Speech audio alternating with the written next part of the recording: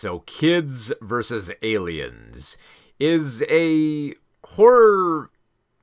I guess like it mixes like horror and like sci-fi elements and a little bit of like like retro comedy with like it's you can definitely tell it's drawing from like the 80s for its style here, which of course is kind of the like the vintage style du jour of a lot of horror films these days as they want to embrace the 80s.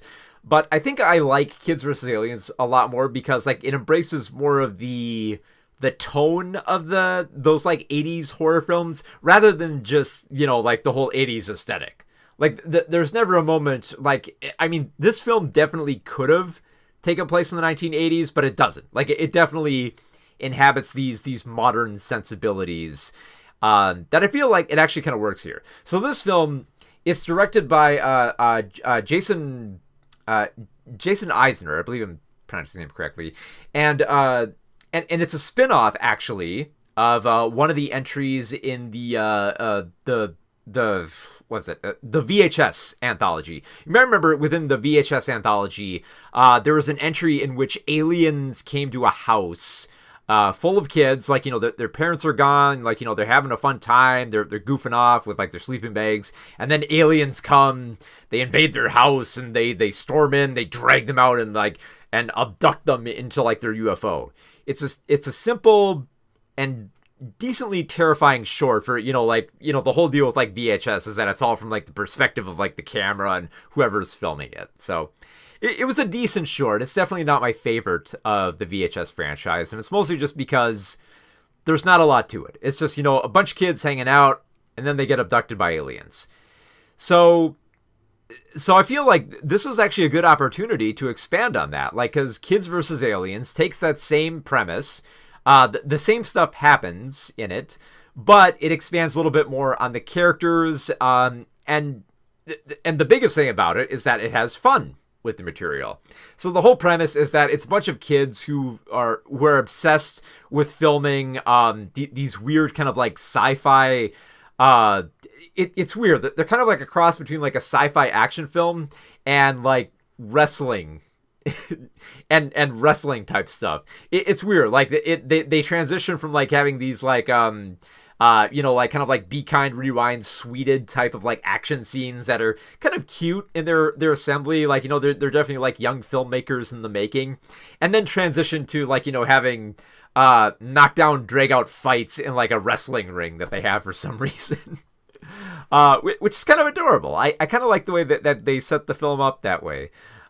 It's odd, but it's definitely not something I expected to see out of this type of film.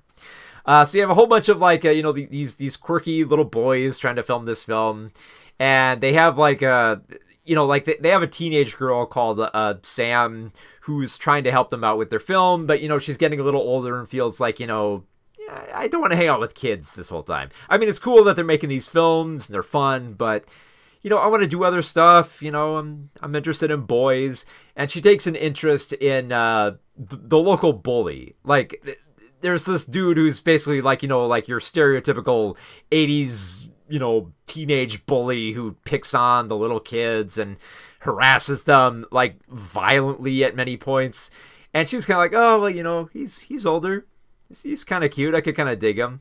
And then the more that she digs on him, the more that he kind of like becomes a terrible person. And I guess the one thing I kind of dig about this film, and I feel like some people are going to be frustrated with this, is that it focuses on establishing these characters and making you understand them and kind of have fun with kind of like a little bit like the 80s material. Like I said, 80s vibe. And I think I got to stress that point here, is that the comedy in this film is a bit more tongue-in-cheek. Like, it rarely feels like they're trying for a joke here. It feels like they're just trying to embrace the absurdity of it here and there and kind of add in lines that are ridiculous, but the characters believe in them. Like, there's never a moment where, like, they turn to the camera and it's like, hey, remember this 80s cliche?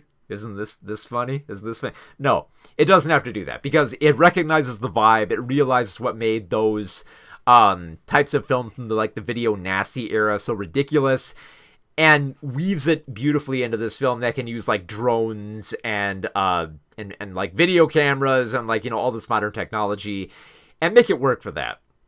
Because, like, the aliens don't show up until, like, much, much later in the film. I would almost say maybe, like, the third act. But the moment they arrive is perfect timing. Because, like, a party gets out of hand, it's get wild and crazy, and then the aliens come in and they just terrorize this party. They abduct people, they bring them up onto their ship, they melt human skin off in, like, great gory moments where, like, the guts are all falling out, and, like, people whose skin it's half melted off, and like their skulls are screaming. They put this weird goo on people that transforms them into what looks like I'm not even sure what it basically transforms into monsters. They have like weird skin and claws and teeth that they want to rip each other's flesh off. Just like great stage line. It's weird, it's bizarre. You don't quite understand what these aliens are trying to do outside of just, make this situation more chaotic and violent and weird. And it embraces that. Like, at one point, like, I doubt if I gave the context for this would make any sense, but at one point, Sam is swinging around a sword trying to kill these aliens. And it's just like, there's not a whole lot explained with the sword. Like, in context, it kind of makes sense within the film, but it doesn't have to. I mean, it's a woman swinging swords at aliens, chopping them up, who are trying to, like, melt people's skin off and transform them into monsters. And the film realizes that this is a bit ridiculous, but it's also trying to be very earnest with the material. Like I said, when they have the gore effects, they don't skimp on the material here. Like, they actually look really good. Like, the scene where, like, the flesh is melting off and it's basically just, like, a skeleton screaming with, like, meat on its skull. It's believable. And it's terrifying. And it's just, like and they're trying to replace, like, the absurdity here because, like, the central bully is just kind of, like pushing me, like, no, not me. Just, like, here, take my friends. Take my cohorts, like, melt their skin off. And I'm just like, dude, you're a dick. So, of course, like, they build up his death to be, like, a big, like, like, comeuppance, like, where, like, the karma's going to come down on him hard. And the payoff is beautiful. It's a big, bloody, violent payoff, and it works so well. I almost kind of feel like some people are probably going to hate the ending of this film because it kind of has this kind of, like, weird off-kilter ending that almost kind of comes out of nowhere. But then again, so much else that happens in this film also comes out of nowhere, where it's just weird and unpredictable.